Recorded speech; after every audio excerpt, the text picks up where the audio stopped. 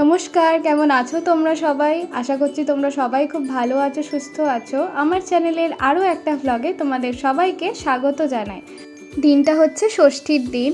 সকাল সকাল জেম্মারা আমাকে আর জুলিকে ফোঁটা দিয়ে গেছিলো। আজকে না, আমি ভেবেছি যে একা একা একটু ঘুরতে যাব, কারণ আজকে একটা প্ল্যানিং ছিল, সেটা ক্যান্সেল হয়েছিল বলে বাড়িতে ফালতু মন খারাপ লাগছিল যে ঘুরতে যেতে পারলাম না।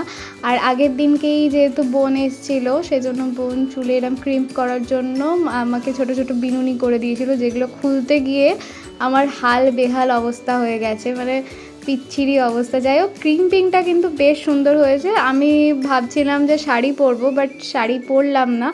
আর ওই সময়টা প্রচণ্ড গরম ছিল দুপুরবেলা, সেই জন্য ভাবলাম যে থাক, চুলটা খোপা করেই যাই। তো খোপা করেই রেডি হয়ে গেছিলাম। আর ষষ্ঠীর দিন প্রচণ্ড গরম ছিল, তোমাদের যদি মনে থাকে। আর আগের দিনগুলো কিরম বৃষ্টি হয়েছিল, বন্যা হয়েছিল, পুজোটা ভাবতে পারিনি যে ওইভাবে কাটবে। তো যাই হোক, একদম সিম্পলভাবে রেডি হয়ে বেরিয়ে গেছিলাম কালনার উদ্দেশ্যে। আমি কালনা যদিও প্রায়ই যাই, আগে কালনাতেই থাকতাম, রিসেন্ট গ্রামের বাড়িতে শিফট করেছি। তো গ্রামের এখান থেকে কালনাটা যেতে যে রাস্তাটা পড়ে, সারা রাস্তাটা সবুজ আর সবুজ। গ্রামের রাস্তা তো জানোই, চারিদিকে যেদিকে তাকাবে দূর দূরান্তে খালি মাঠ আর মাঠ। তো আমি গোটা রাস্তাটা সবুজ, নীল আর সাদা দেখতে দেখতে গেছিলাম। আর সেদিনকে আকাশটা ছিল চরম দারুণ ছিল, তো খুব ভালো লাগছিল। একা একা নিজের কোম্পানিটা না আমার বেশ ভালোই লাগে, কারণ আমি এর আগেও অনেকবার গেছি। প্রথমেই চলে এসেছিলাম মসমুদ্দিনী তলা, কালনার মসমুদ্দিনী তলা, তোমরা যদি জেনে থাকো তো জানবে। তো এখানের প্যান্ডেলটা বেশ সুন্দর হয়। আর অনেক দিন বাদে এরকম বাচ্চাদের ড্রয়িং প্রতিযোগিতা দেখলাম। আগে আমি করতাম, বাট এখন তো যেই যখন ছোট ছিলাম সেই সব কথা মনে পড়ে যাচ্ছিলো।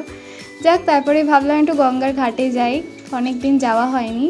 আর আগে কালনায় থাকতে গঙ্গার ঘাটে প্রায়ই সাইকেলিং করে চলে আসতাম একা একা, বেশ ভালো লাগতো। আর আমার বেস্ট ফ্রেন্ডও আসতো মাঝে মাঝে, মানে আমরা দুজন সাইকেলিং করে আসতাম, আমি একাও আসতাম।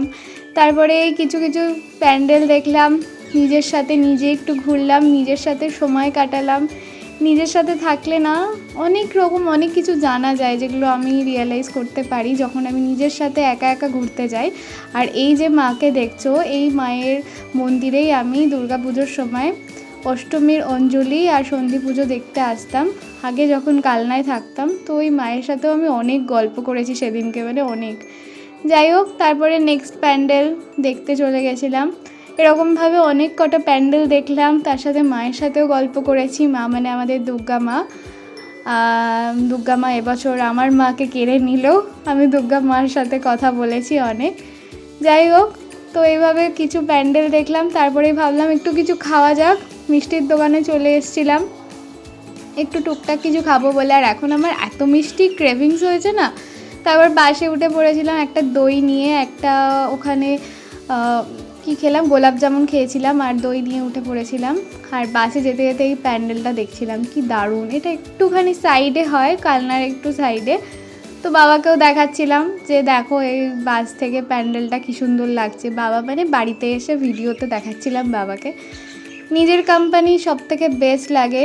তোমার সাথে কে যাচ্ছে না যাচ্ছে, that's not matter, you only matter. যাই হোক, বাড়ি এসে সন্ধ্যাবেলা স্ন্যাক্স ছিল লুচি, আলু ভাজা আর সঙ্গে লাল চা। ঠিক আছে, চলো দেখা হচ্ছে পরের কোনো ভিডিওতে। সবাই খুব ভালো থেকো।